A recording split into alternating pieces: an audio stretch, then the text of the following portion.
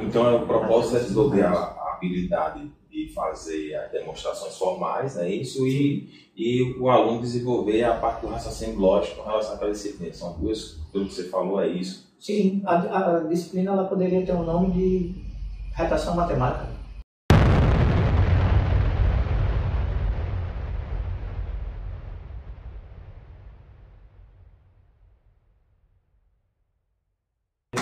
Boa tarde, professor, tudo bem? Estamos aqui com o professor Antônio Igor Silva de Oliveira, professor da disciplina de Geometria Euclidiana, do curso de Tecnologia de Informação, aqui no Instituto Metropolitano Digital da UFRN. Professor, seja bem-vindo, pode começar se apresentando, seja uma grande... Eu não vou falar do teu currículo, porque teu currículo é muito grande, eu acredito que você... Na verdade não. Dentro do currículo da gente fez análise no portal, eu queria que você falasse um pouco sobre você e sobre a parte do teu currículo.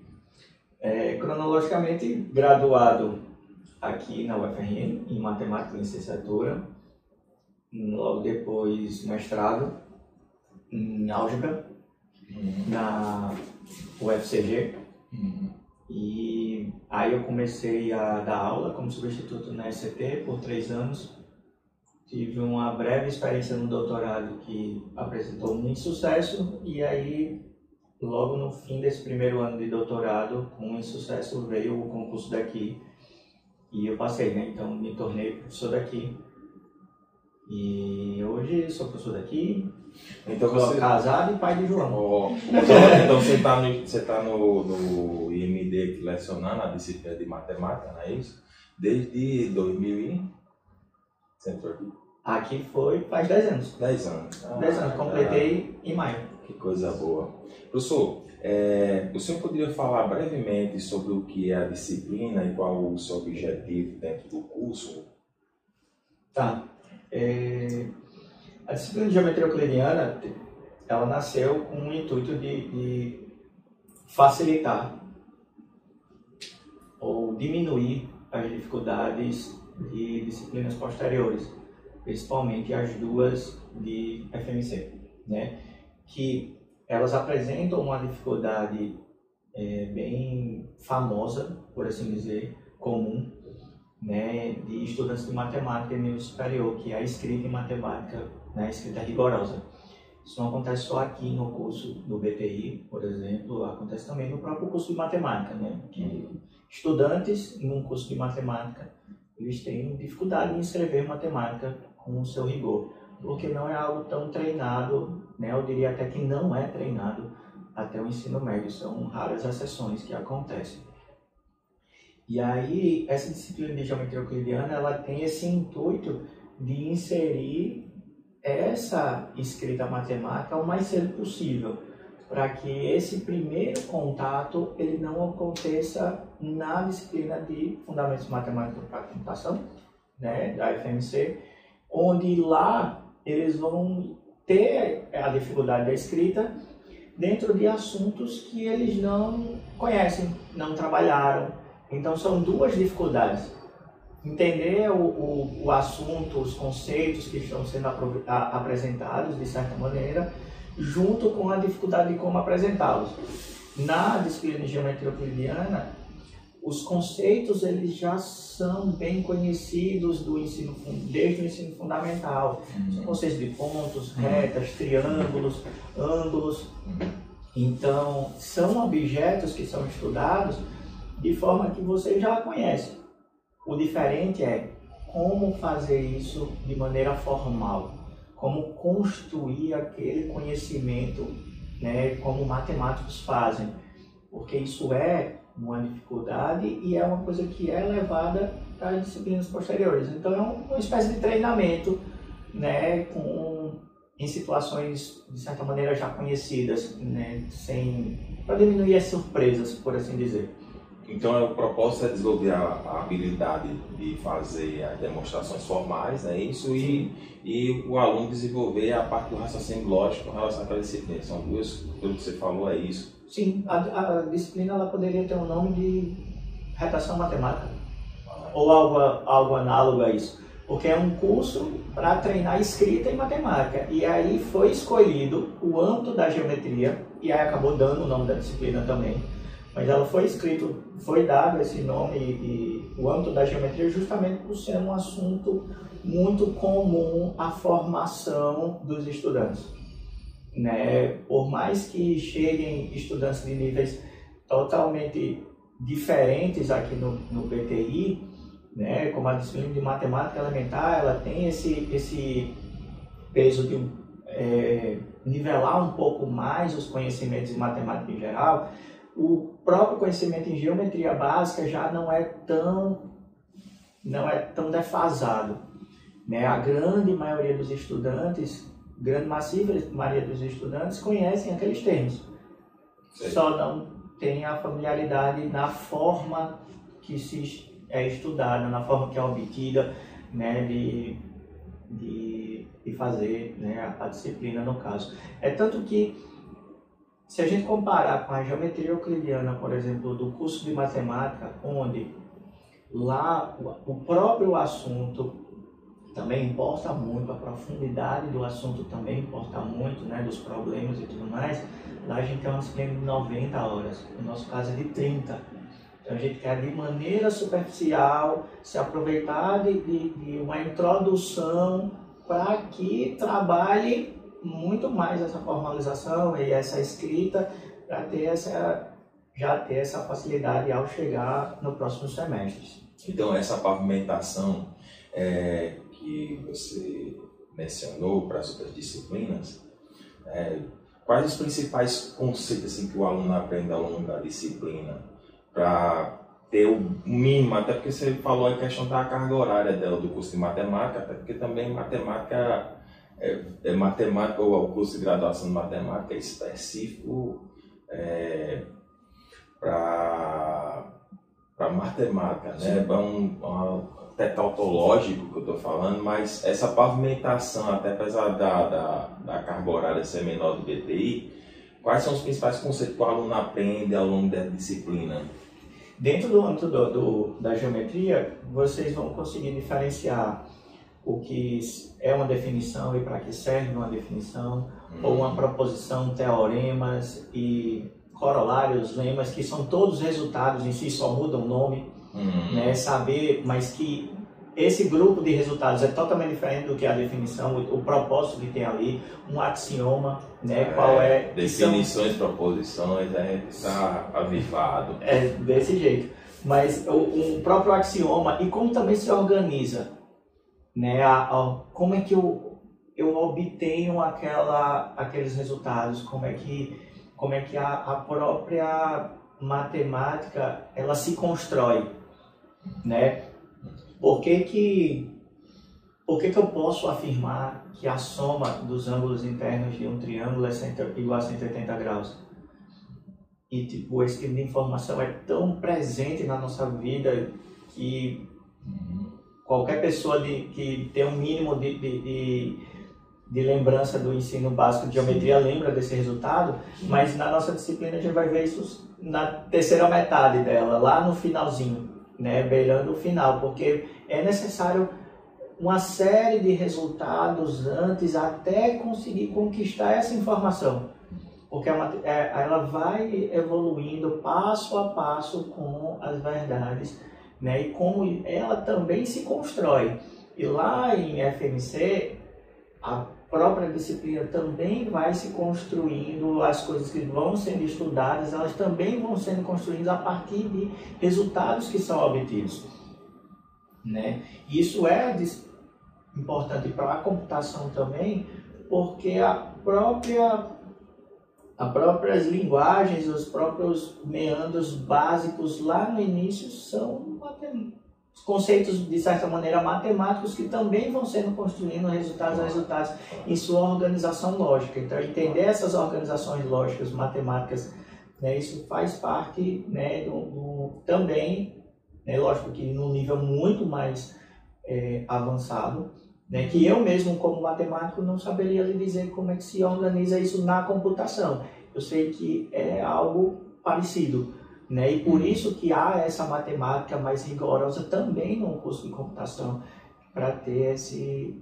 E principalmente no BTI, né? No BTI, que ele é um curso generalista, que ele dá ali uma possibilidade básica para ir para várias vertentes, e que essas vertentes,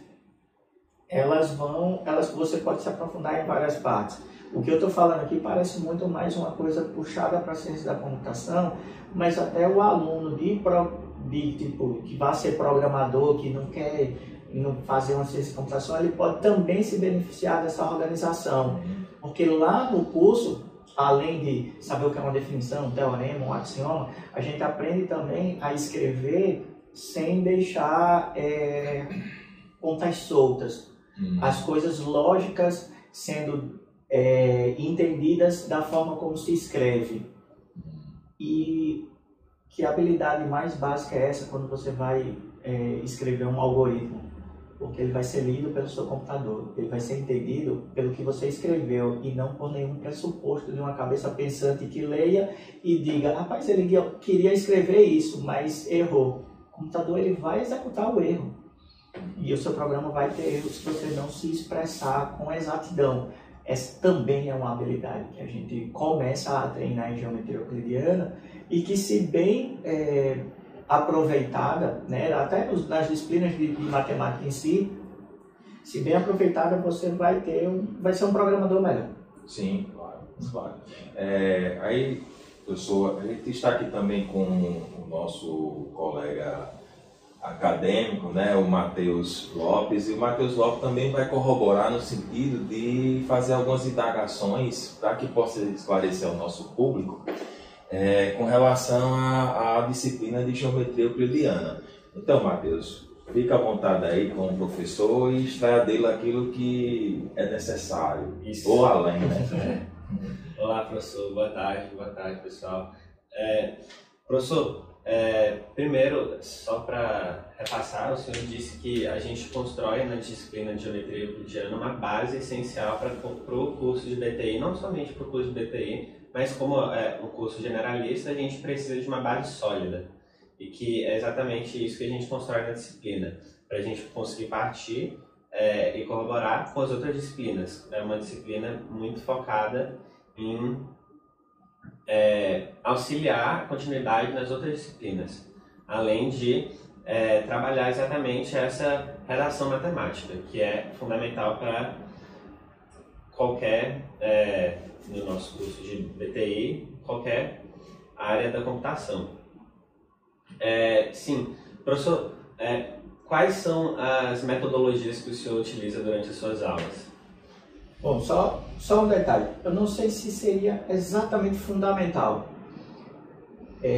mas a depender, se você aproveitar bem, você vai conseguir evoluir até para a parte que não fosse fundamental.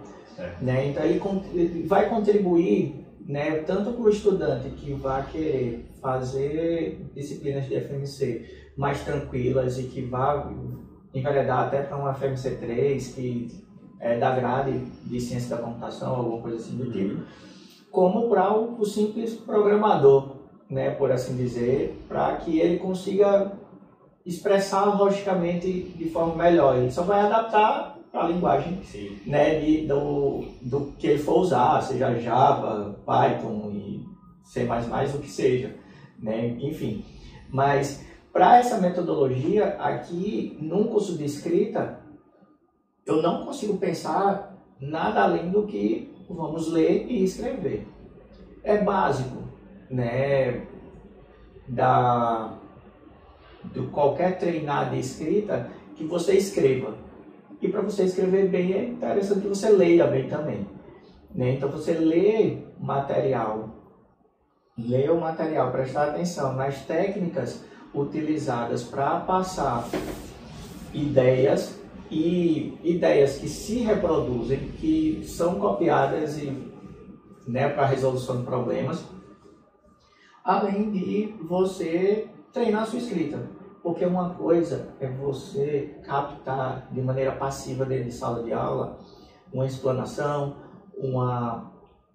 resolver uma demonstração de um teorema. você vai e você entende, caramba, eu entendi a lógica que esse professor passou para fazer essa demonstração, para justificar esse resultado. É um conhecimento que vem de fora para dentro. Na disciplina, para você finalizar esse processo, a gente ainda vai ver o que você consegue organizar na sua cabeça e colocar para fora, que é onde você vai chegar e vai escrever. Sim. Né? E isso é inerente também do profissional de TI. Seja, né, você vai, minimamente a gente imagina, pelo menos a grande maioria, que vai passar isso para uma máquina. E vai sair da sua cabeça a ideia para um ser inanimado. Seja o papel, que a gente treina, no caso, no papel, essa escrita, ou seja no computador. Né? Mas esse organizar das ideias para você passar para que esse pedaço de papel ou seu algoritmo ele possa ganhar o mundo e ser entendível em qualquer canto, isso é uma das habilidades, né? E o nosso material ele vai em cima disso, de dar uso do... Você perguntou do material usado, né? E das técnicas? Sim, eu perguntei da metodologia e dessa parte do material também. Você pode Pronto, explicar e aí a gente já, na metodologia, já tem material, livro didático, né? Aulas expositivas, né? Para que apresente os resultados e até como se entender aqueles resultados de certa maneira, ou seja, comentando sobre até como ler e demonstrações de resultados também a cada aula para ser exemplos de como escrever. Sim.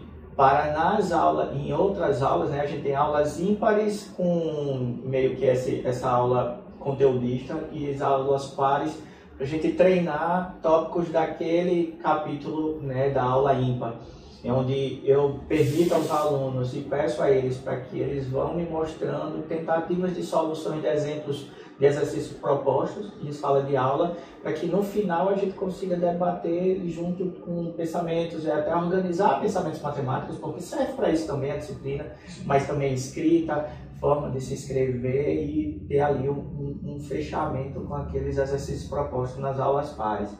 Então é meio que esse misto, vem um conteúdo novo, vem um trabalhar desse conteúdo, um trabalhar desse conteúdo, né? Como metodologia, dividido em 3 avaliações. A disciplina tem 2 unidades, mas esse semestre preferi fazer com 3 avaliações e eu acho que ficou interessante, não fica muito conteúdo para cada avaliação, né? E acaba tendo aí um certo, não demorando também entre avaliações para que os alunos se mantenham constantemente ali estudando, né, para essas avaliações, porque eu sei que vocês só estudam para a prova, né? Se a gente tivesse só uma prova, a gente estudava tudo no final do semestre, né? Então a gente dilui aí o máximo que pode, né, para ter conteúdo suficiente, para ter ali mini provas ou alguma coisa do tipo, mas para serem constantemente avaliados, terem feedbacks, né, o mais breve possível também, porque isso é muito importante.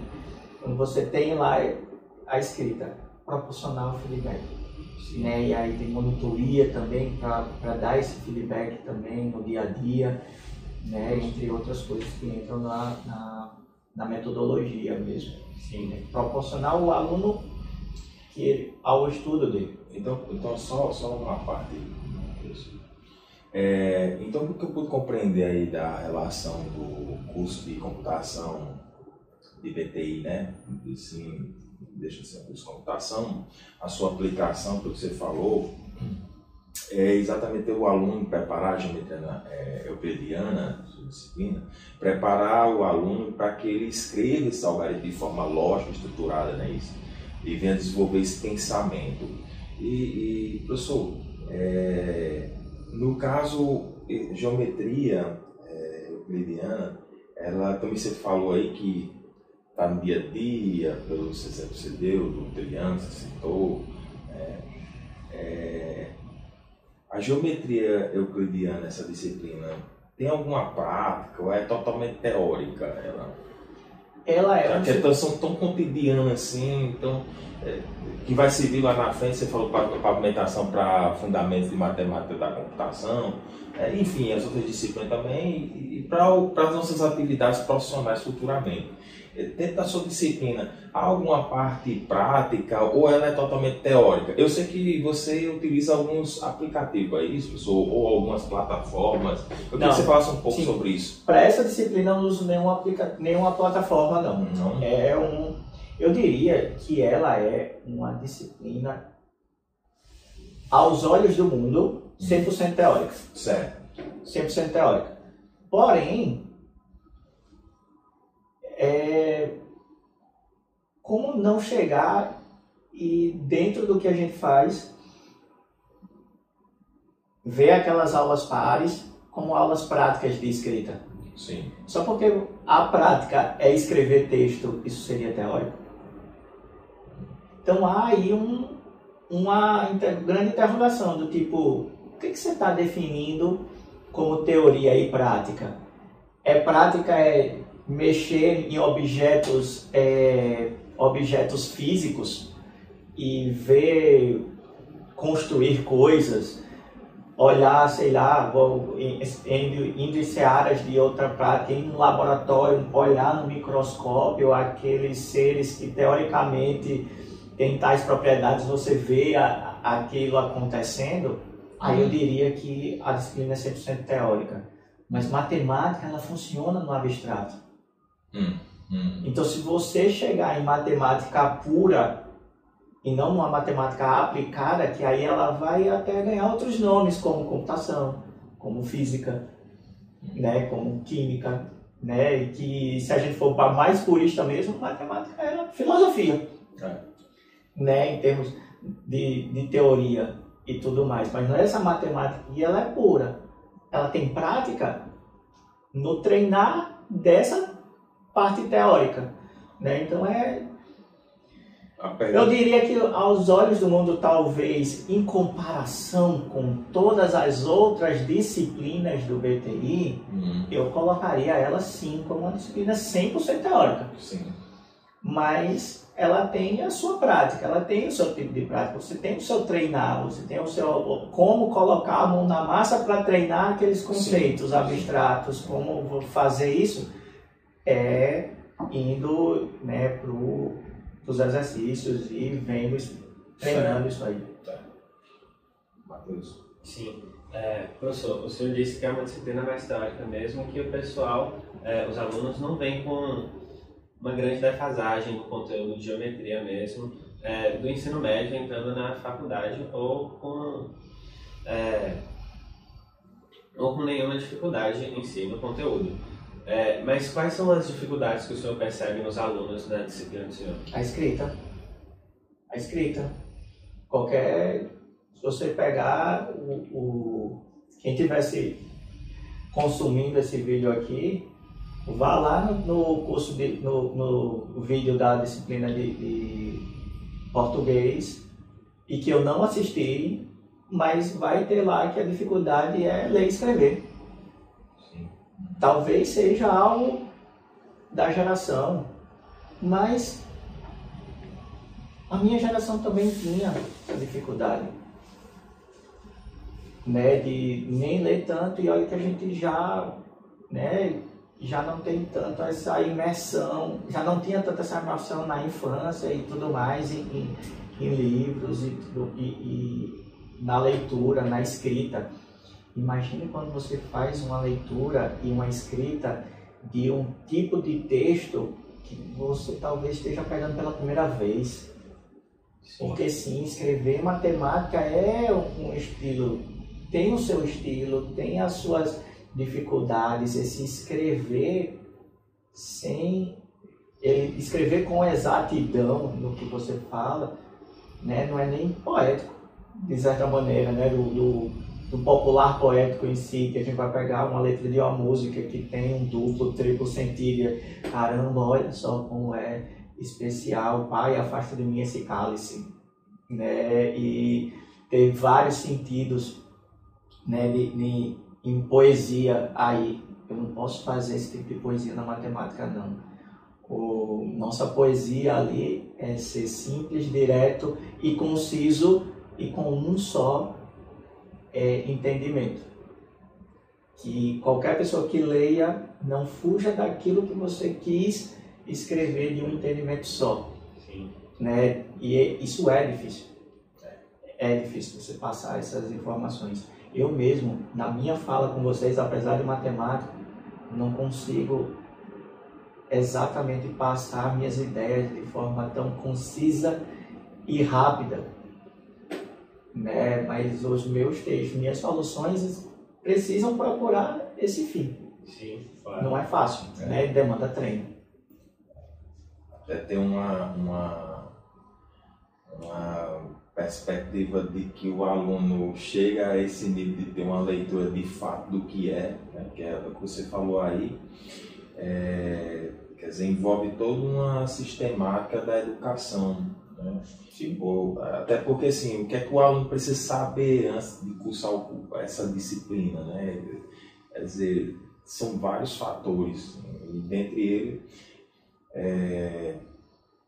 eles eu acredito que pelo que você falou, a gente tem uma grande deficiência, o aluno em geral tem uma grande deficiência exatamente de ter essa compreensão, porque não tem uma preparação. É isso, o que é que você acha assim, com relação a o que é que o aluno precisa saber antes de cursar essa disciplina? Ler e escrever. Ler e escrever. E aí, porque até... como você já manifestou... Não, porque assim, porque até quando ele... Eu acho que eu não sou perguntado. Não, mas assim, porque até se ele não souber o que é ponto, o que é reta, o que é um triângulo, o próprio construir matemático da disciplina vai ensinar a ele o que é cada um desses objetos e ele pode desenvolver o conhecimento sobre esses conceitos naquele momento. É mais fácil ele não ter um estranhamento quando ele já tem um pressuposto. A gente só deseja que ele não tenha um pressuposto tão errado, né, do que é cada coisa, né, porque aí você vai ter que quebrar um errado para construir um certo, né, aí sim que pode ter até uma dificuldade, mas até se ele não souber o que são esses conceitos, por eles serem mais básicos, eles estarem ali sendo apresentados de maneira um pouquinho mais branda, numa disciplina de 30 horas, a gente acaba mesmo precisando do foco em ler e escrever, né? Aquelas técnicas diferentes. Sim. Então, o senhor diria que para o aluno ter um desenvolvimento melhor na disciplina, para ele sair bem nas avaliações, o que ele deveria fazer mesmo é mais ler o conteúdo mesmo, prestar atenção durante as aulas e nas aulas pares, que o senhor disse, praticar a escrita dele nessas aulas com o feedback do professor ali nessa troca durante a aula, né? Além de tentar fazer os exercícios que tem no material para praticar essa escrita, que seria o que o senhor diria para os alunos realmente fazerem para se saírem bem, né? Quais mais... Teria mais um detalhe, Matheus. Sim. É o ler, né? Isso você começa tendo aula, mas também tem a leitura de um outro material, que no caso a gente disponibiliza o livro, que tem os mesmos conceitos, mas é outra pessoa que escreve. É um outro estilo, né, de leitura. O escrever, que a gente começa nas aulas pares com os exercícios propostos, mas dá para começar também pelos exercícios. Sim. E aí, o que tem na aula par que deve ser extrapolado? Dar a oportunidade ao professor de receber o feedback. Sim. Seja do professor, seja do monitor, porque é importante que você não esteja sozinho. Se você se colocar sozinho nessa caminhada de evolução de escrita, você pode se perder fácil. Então, uma pessoa mais experiente ali do seu lado, para que ele dê feedbacks, para que ele corrija, para que ele dê orientações a cada exercício, você vai melhorando, porque uma correção em um exercício é levado para outro. Sim. Né? Uma melhoria do exercício é levado para outro. Você finaliza ali um exercício, você vai para outro problema, mas os problemas muitas vezes são de fácil resolução. Como escrever aquela resolução? Aí você vem evoluindo e né, em problema em problema. Tanto eu até nesse semestre comentei com vocês, né, em geral, que seria muito comum que essa segunda prova que a gente fez, né, recentemente, ela tivesse um aspecto de mais tranquilidade em relação à primeira. Mas não porque ela era mais fácil em si, se era mais fácil no serão, e sim que vocês já estavam mais experientes e um pouco mais confiantes daquilo que vocês vêm treinando. Assim como a terceira prova já deve ter mais confiança do que a segunda, por esse grau de evolução, para quem se permite estudar e ser avaliado, né, constantemente, receber feedbacks, para que nas horas da avaliação de fato que conta ponto, se sentir mais seguro com o que faz. Nesse sentido, professor, qual é a opinião do senhor a respeito das monitorias? O senhor pode discorrer um pouco sobre a importância das monitorias, por favor? Sou suspeito de falar sobre monitoria, porque monitoria talvez seja o meu projeto carro-chefe como professor. Justamente por esse estudar e receber feedback do estudo do aluno, infelizmente, eu só sou um para dar conta de algumas turmas. E o ideal seria que todos os alunos procurassem esse feedback de alguma forma, de maneira diversa. E aí a monitoria ela chega como se fosse uma linha de frente. Sim. São alunos que já pagaram essas disciplinas, já têm alguma experiência, eles também têm suas deficiências, mas eles são alunos mais experientes. Então é como se eu inserisse no grupo de estudo dos alunos atuais uma pessoa que já passou por aquelas dificuldades e já conseguiu identificar essas dificuldades de alguma maneira, e que mesmo que essas dificuldades elas permaneçam nele, elas chegam a mim de uma forma filtrada, como a linha de frente. E aí eu atuando junto com os monitores, eu consigo dar a oportunidade de conseguir receber mais alunos. Porque muitas vezes quando você dá ao aluno o trabalho, é importante que você tenha também uma organização para receber a demanda que eles têm nessa dificuldade, porque é uma coisa que eles vão adquirir, que é esse conhecimento. Isso não se faz com o estalar de dedos. Se faz muitas vezes com muito estudo, com dificuldade e dificuldades em diversos níveis. E aí a monitoria está para ajudar esse processo, assim como o professor. Ele é um aliado do professor. É uma ferramenta nesse processo de ensino-aprendizagem. Sem contar que para o monitor ter essa experiência de linha de frente, de meio campo, ele tem contato com outras ideias de resoluções de problemas, outras dificuldades, e ele mesmo também engrandece nesse grande treinamento à docência, que é o projeto de monitoria para o monitor, porque o projeto de monitoria, das suas leis básicas de formação, prevê que o projeto faça esse bem ao monitor. Para ser considerado um projeto de monitoria, o monitor ele precisa ter ali características das suas atividades que simulem certas características da docência. Ele não pode dar aula pelo professor. Eu não posso chegar no meu aluno, que eu vou chegar dizendo, não, o meu monitor vai dar aula aqui por mim. Se ele for fazer alguma coisa, uma aula de exercício, que seja no horário de aula, eu preciso estar lá para que a aula seja minha, apesar de que ele esteja ali fazendo alguma coisa. Não acontece nas nossas monitorias, que elas são mais de atendimento, mas esse atendimento é uma parte no ajudar os alunos no pensamento, em ver e entender essa pluralidade de pensamentos para a resolução de problemas, faz parte da docência de matemática também. E é um trabalho bem pesado, por assim dizer, porque demanda, né, muita gente.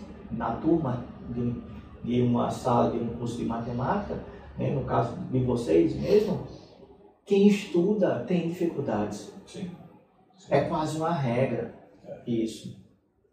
E se acha que não está tendo dificuldades, talvez é porque ou é diferenciado demais ou está enganado acerca do que está fazendo. Não tem compromisso, né?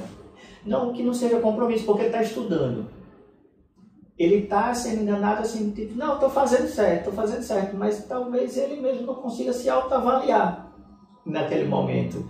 Então ele precisa de um validador daquilo que ele faz.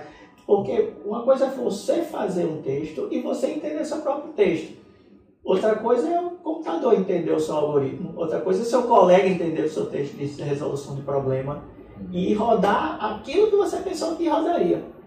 Aí nessa hora você precisa de uma validação, né, de alguém ali por perto. E os próprios colegas, como eles estão ali de certa maneira no mesmo nível de estudo, talvez não sejam as pessoas mais indicadas para fazer. É importante você compartilhar com os colegas num grupo de estudos para vocês crescerem juntos, até para pegar pluralidade de soluções? Sim, é. Mas alguém com mais experiência também para olhar para essas primeiras tentativas também é muito importante. Então a monitoria entra porque a gente consegue atingir mais gente. A gente consegue fazer dessa parte importantíssima no estudo de qualquer que seja a disciplina de matemática mais abrangente. Principalmente na disciplina de primeiro semestre que todas as turmas são cheias. E então o projeto de monitoria, professor, ele abre portas não somente para os alunos, mas para os monitores também, porque é uma troca direta, né? Os monitores estão lá presentes para os alunos nessa troca de informações, como de frente mesmo, para as dúvidas antes de chegarem no senhor, para mesmo eles terem certeza do que estão fazendo ou perceberem os erros, como maneira mesmo de polir o conhecimento. Sim, com certeza. E o monitor ainda ele é agente de mão dupla. Ele monitora os alunos e ele é monitorado pelo coordenador. O coordenador ele precisa estar presente também, porque o monitor ele também é um aluno que precisa de ajuda. Sim. Então é importante que você tenha, né, esteja por perto, para que ajude o monitor nas duas vias, né? Que seja um local de portas abertas para ele e de segurança, para que ele possa chegar e dizer: professor, eu não sei fazer isso aqui, o aluno perguntou, não consegui fazer, e você repassar ao monitor para que ele também possa passar para o aluno ou passar para todos. É a área de atuação também do professor, né, nessa situação. Pode ser que o professor não consiga ter tempo para fazer tanta coisa fora de sala de aula, mas com a monitoria ele abrange e melhora essa situação.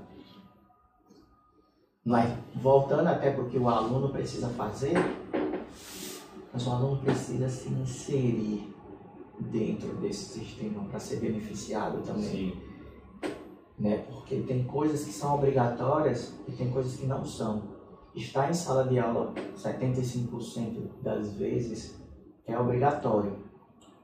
Estar na monitoria ou procurar esse auxílio fora de sala de aula não é. Então, para ter esse benefício do estudo, aí fica 100% na percepção. E essa é a dica. Se tem, procure os serviços, né, para se beneficiar disso. Sim, essa é a mensagem, né, professor? Com certeza. Essa é a mensagem. Professor, e assim, mudando um pouco com relação à monitoria, agora para a sala de aula dos alunos, que também a monitoria faz parte, claro. Quais os materiais você costuma utilizar e recomenda assim, para a disciplina de geometria euclidiana? Você tem algo específico? O livro base, né, de geometria euclidiana, que a gente colocou o material, que a gente tirou alguns exercícios dele, né, alguns porque a gente, né, conforme mencionei, seria geometria euclidiana plana, geometria euclidiana plana. Quem é o escritor? é o João Lucas Marcos Barbosa, esse aqui. Sim, o Barbosa. Surgindo, ser usado muito. Sim. Apesar de nem tanto. Sim. Mas desde a graduação tem, tá por aí rodando. E é um livro assim, não é perfeito. Sim. Mas ele consegue dar um norte para que o aluno não precise também buscar em vários locais e acabe se perdendo de acordo com esse início. É muito importante, eu acho muito importante você treinar os primeiros passos de forma um pouquinho mais regrada, de uma forma um pouquinho mais de treinar técnicas. E aí você pegar a pluralidade de apresentações acerca de alguma técnica pode até gerar confusão. A gente começa a treinar um pouquinho, daqui a pouco com outra disciplina, com outro professor, aí você vai pegando outras técnicas que o professor gosta, outra forma de se apresentar certas coisas. E aí o aluno vai ganhando pluralidade com o caminhar. Né? Então a gente usa esse livro, adapta, na verdade a gente enxuga ele, né? Adapta para a disciplina, para um contexto de uma disciplina de 30 horas, né? Faz esse resumo, mas ele é nosso principal material de apoio, né? Para a disciplina, assim, e único, até por assim dizer. Então, você utiliza o livro, você recomenda mais alguma outra coisa? Estudar. Ou... Estudar, porque o slide na verdade é o recorte do... Né, talvez o slide, para você ver quais são os exercícios, né, recomendados para você não pegar e tentar fazer todos os exercícios do livro, porque aí não vai caber. Né, tem problemas aí bem mais difíceis e tudo mais que não chega, né, no nosso contexto, mas é bem isso assim. Mas o slide é um recorte, né, do livro, acaba sendo o livro. Claro, o que do livro olhar. Então o livro é a fonte principal. Bom, muito bom. Pronto. Então, professor, vamos nos encaminhar para essa reta final aqui do nosso podcast. O senhor poderia falar um pouco da sua trajetória acadêmica, um pouco da história do senhor? Matheus, só antes de você responder essa pergunta, eu queria só a título de curiosidade mesmo, e para o público que está ouvindo a gente, quais são os métodos de avaliação que o senhor costuma usar antes dele encerrar e logo em seguida assim? Prova escrita. Um curso de escrita. Não tem prova escrita, eu acho que não funciona. Nesse caso, a gente testou 2 unidades com 3 provas que vão compor as 2 unidades. Né? Pensando em 2 unidades com até 10, né? A gente tem ali 20 pontos a se conquistar. Né? E a gente testou aí um método de 3 provas valendo 7. Ou seja, tem um pontinho extra aí, né? O aluno gosta do ponto extra. É bom, é sempre bom. Tem um pontinho extra ali para... Trabalho para casa. Não, trabalho para casa não, só prova. Prova e... né? Um sorvetezinho. Prova para você receber um problema, provavelmente que esteja na lista. Ou muito parecido com o que esteja na lista. Né? Que está sendo trabalhado. Nada que vá trazer uma surpresa. Né? E que você possa desempenhar aquilo que você está estudando naquele momento. Né? Provas curtas, com tempos generosos, para que o tempo não seja uma pressão, né? De certa maneira. A gente só não pode passar o dia todo, sim, infelizmente. Né? Mas é uma coisa que está lá para ser trabalhado mesmo numa disciplina de escrita, ver o que o aluno está escrevendo. Sim. Então, agora... nessa trajetória final do podcast, o senhor poderia falar um pouco da trajetória acadêmica do senhor? Bom, bem em resumo, aluno daqui de graduação, licenciatura em matemática, né?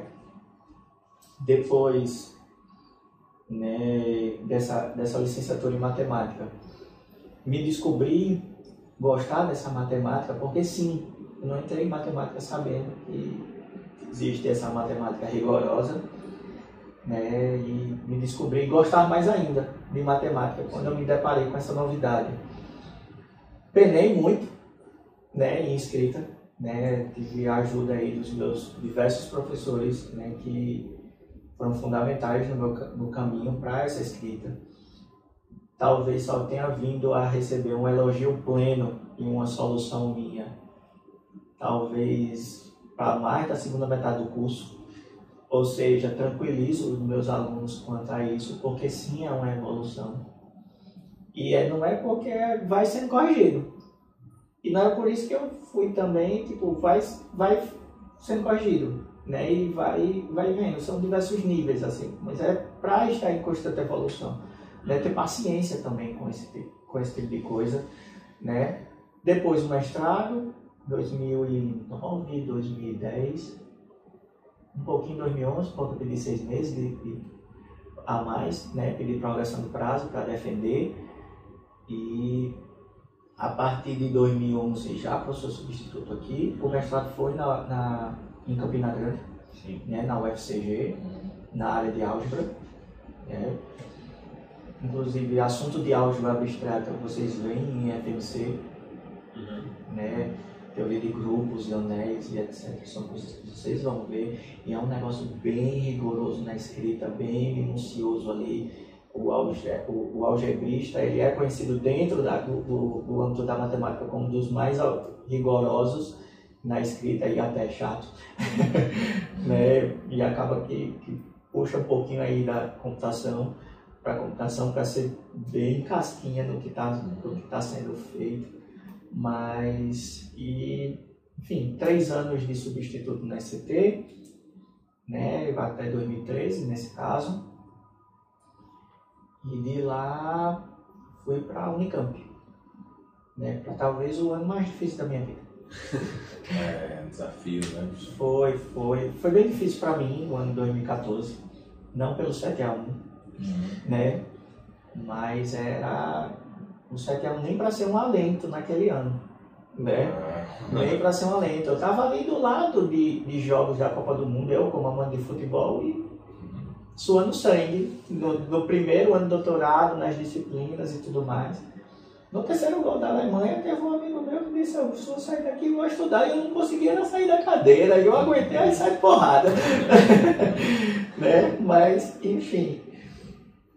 E tive uma experiência de revés acadêmico. Sim. Né? Nesse ano de 2014. Eu precisei escolher parar, né, para repensar, realinhar ali objetivos e tal. E foi onde apareceu o concurso daqui, né, que tinha pedido o pedido para graduado, né, graduação, e eu fiz ele como mestrado, né, passei, né, tipo, não sou um pesquisador, me vi de certa maneira, me enxerguei como um não pesquisador, de certa maneira, no doutorado desse ano de revés. Pesquisar matemática talvez não seja para mim, mas esse conversar de matemática na sala de aula, esse ensinar matemática é a minha verdadeira paixão. Né? Então, se um dia eu conseguir que me classificassem como um educador em matemática, eu ia ficar muito feliz na minha vida, grato, realizado. Né? Mas você já é então realizado, porque os alunos legitimam você quanto a isso. Os alunos a gente... Mas é um processo, nós né? somos, apesar de estar aqui na tua presença, mas o testemunho é verdadeiro, você é um excelente professor. Mas aí só precisa botar um trabalho para casa, nós mas isso é do mesmo jeito que vocês estão em constante evolução, né, no ensino. Eu dentro de sala de aula também, né, tento estar também em constante evolução como professor. E eu só tenho 13 anos de docência, né, os 3 anos da SCT com mais 10 que falei aqui. Né, cheguei aqui em 2015, em maio. Né, então eu estou completando aqui o meu 20º semestre. Né, não, ainda fui mais um semestre substituto lá em matemática, em próprio 2015, mas... Sim. Foi uma unidade só, um terço de semestre, conta não. Né? Mas é bem isso, né? Tipo, meu trabalho e a minha satisfação até profissional é a educação, é ser professor. Né? Eu não tenho pretensões de ser pesquisador, alguma coisa do tipo. E até se, quando pensar, você vai fazer um doutorado, alguma coisa do tipo, aí eu agora já estou pensando. Se eu for fazer um doutorado, para mim só faz sentido se eu for fazer em educação matemática para o ensino superior.